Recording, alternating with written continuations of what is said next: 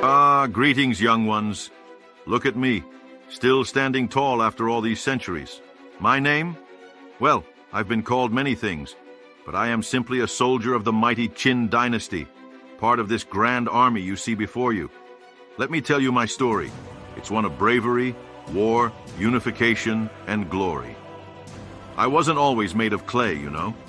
Long ago, in the 3rd century BCE, I was a flesh and blood soldier, loyal to the great Qin state under the rule of King Zheng, a man you may know as Qin Shi Huang, the first emperor of China. But before he became emperor, our world was chaos.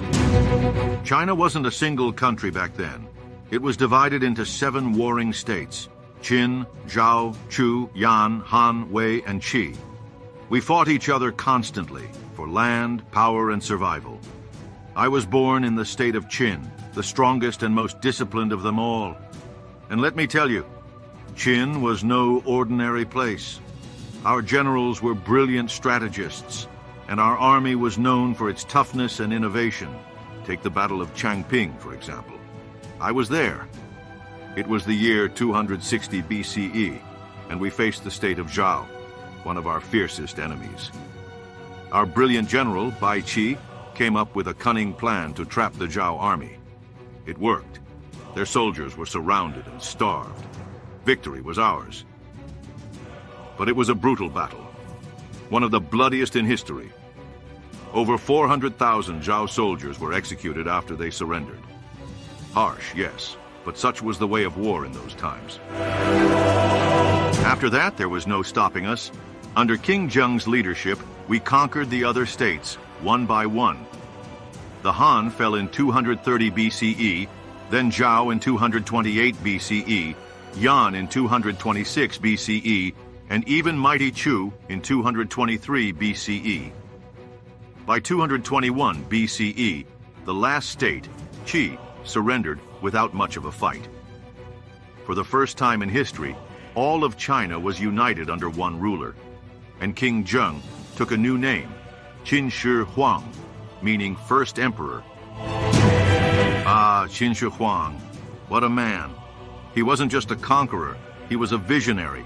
He wanted to make sure our empire would last forever. He standardized everything: coins, weights, measures, even the writing system. He built roads and canals to connect the empire, making it easier for us soldiers to move quickly. And have you heard of the Great Wall of China? Yes, we started building that too, to protect our lands from invaders in the north. But what about me, you ask? Well, I fought in many battles, always loyal to my emperor. When I wasn't on the battlefield, I trained hard. The Qin army demanded discipline. Every soldier had a role: archers, spearmen, cavalry. We worked together like a well-oiled machine. That's why we were unstoppable. And then, when my time came to an end, Emperor Qin Shi Huang did something extraordinary. He wanted to make sure his power lived on, even in the afterlife. So he ordered the creation of this massive Terracotta Army, 8,000 warriors, all made of clay, to guard his tomb. Each one of us is unique, crafted with care. Some are archers, some cavalry, some officers. And here I stand, ready to protect my emperor for eternity. So, young ones, remember this. I am more than just a statue. I am a soldier, a protector, a piece of history. The story of the Qin Dynasty is the story of unity, strength, and vision. And though I may be made of clay now, my spirit lives on, watching over the land we fought so hard to unite.